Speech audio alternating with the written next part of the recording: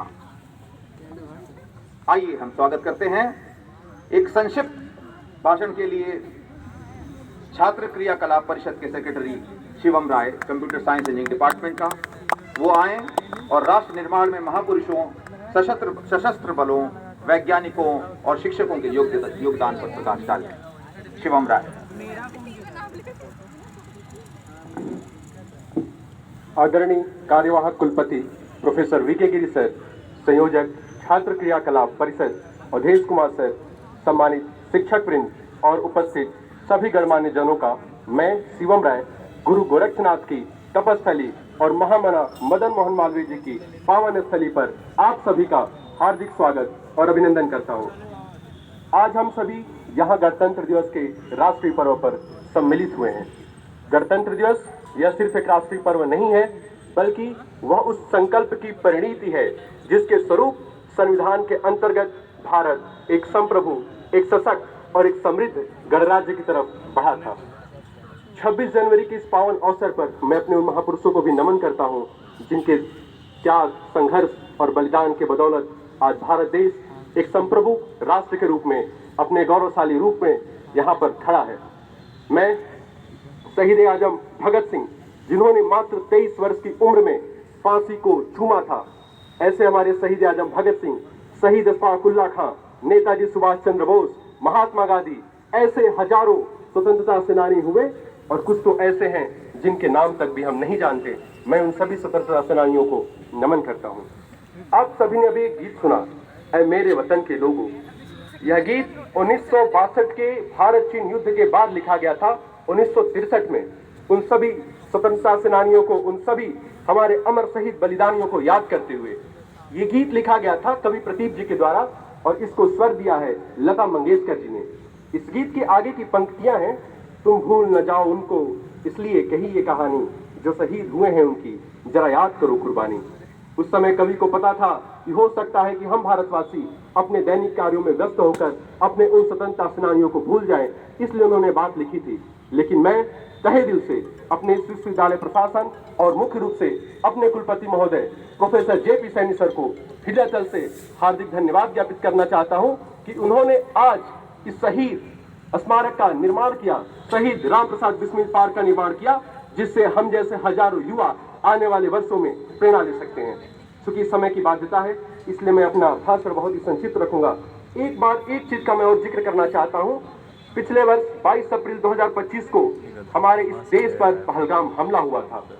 अब तक का सबसे ही दुर्दांत हमला था वो। हमारे 26 भारतीयों को मौत के घाट उतार दिया गया था और उन पर जो हमला हुआ था उनके धर्म पूछ करके मारा गया था। मैं आज इस मंच से अपने उन शौर्य पराक्रमी वीर जवानों को भी नमन करता हूं, अपने विश्वविद्यालय परिवार की तरफ से, जिनके शौर्य और पराक्रम की परिगाथा थी कि उसके बाद 7 मई 2025 को रात के 1:25 पर 26 मिनट के अंदर अंदर उन आतंकवादियों, उन दुर्दांत अपराधियों को 9 ठिकाने जहां से उन्होंने साजिश को रचा था उसको नेस्तनाबूद कर दिया गया। उसको भी मैं याद करता हूं। 26 जनवरी 1950 यह संविधान सिर्फ लागू नहीं हुआ था, उसके बाद आज 77 वर्षों बाद हमारा जो संविधान है वो हम सभी भारतीयों के लिए हमारा ब्रह्म वाक्य है, हमारा वेद सूत्र है, और उसको पालन करते हुए हम सब राष्ट्र के लिए, अखंडता के लिए, समृद्धि के लिए अपना सब कुछ न्यौछावर करने के लिए तत्पर है। आप जब बात करेंगे, आप जब महनीय लोगों से वार्तालाप करेंगे, तो कुछ लोगों के ऐसे विचार आते हैं कि हमारा जो संविधान है वो परिपूर्ण नहीं है। किसी ने नहीं कहा कि हमारा संविधान परिपूर्ण है। 77 वर्षों में जब से हमारा संविधान लागू हुआ तब से लेकर के अब तक इस यात्रा में टोटल 106 अमेंडमेंट्स किए गए हैं। ये दिखाता है कि भारत की भौगोलिक आत्मा, भारत की सांस्कृतिक आत्मा कितनी आत्मसात करने वाली है कि अगर हमारे अंदर कुछ कमी होती है, और हम वो लोग हैं कि हमारे अंदर अगर कुछ भी कमी है, हम अपने उन कमियों को, रूढ़िवादियों को खुद से ही दूर करते हैं और भारत को सशक्त राष्ट्र बनाने के लिए, समृद्ध राष्ट्र बनाने के लिए अपना सब कुछ तत्पर करने वाले राष्ट्र के लोग हैं हम। अपने संविधान के प्रति यही स्वीकारोक्ति का परिणाम है कि जब काफी सारे देश आंतरिक और बाह्य आघातों से घिर गए, उनका विखंडन हो गया, आप अलग अलग राष्ट्रों को उठा करके देख सकते हैं, और आज की स्थिति में आप भारत के पड़ोसी राष्ट्र को भी देख सकते हैं। जब उन सब की स्थिति ये है, तो ये माँ भारती के सपूतों के बलिदान, त्याग, तपस्या और संघर्षों का यह परिणाम है कि भारत आज एक सशक्त और समृद्ध राष्ट्र के रूप में आप सबके सामने खड़ा है। बोलने को कुछ और भी था, लेकिन आप सभी महनीय व्यक्तियों का मैं ज्यादा समय नहीं लूंगा और समय की बाध्यता है, इसलिए मैं इस अटल भवन के सामने खड़ा होकर के उस युग पुरुष, उस राष्ट्र पुरुष, उस धर्म निर्माता और राष्ट्र ऋषि अटल बिहारी वाजपेयी जी के कुछ पंक्तियों को दोहराना चाहता हूं। और मैं अपने सभी युवा साथियों से यह निवेदन करना चाहता हूं कि आज इस अमर शहीद विस्मित पार्क से हमें प्रेरणा लेकर के जाए कि हमारे आने वाली जो जवानी के वर्ष हैं, हमारे आने वाले जो जीवन के वर्ष हैं, उसको हम राष्ट्र के लिए स्व से उठकर समाज के लिए उसे हम स्व से उठकर समाज के लिए हम अपना सब कुछ न्यौछावर करने के लिए तैयार रहेंगे। मैं अटल भवन के सामने राष्ट्र ऋषि अटल बिहारी वाजपेयी जी के कुछ पंक्तियों को दोहराता हूँ। अटल जी ने कहा था, दुनिया का इतिहास पूछता रोम कहाँ यूनान कहाँ, दुनिया का इतिहास पूछता रोम कहाँ यूनान कहाँ, घर घर में शुभ अग्नि जलाता वह उन्नत ईरान कहाँ है। दीप बुझे पश्चिम गगन के, दीप बुझे पश्चिम गगन के, व्याप्त हुआ बर्बर अंधियारा, किंतु चीर कर तम की छाती चमका हिंदुस्तान हमारा।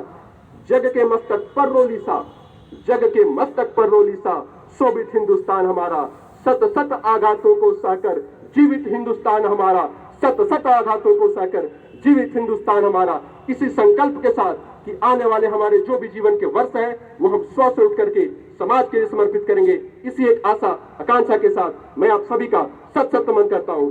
जय हिंद, जय मां भारती।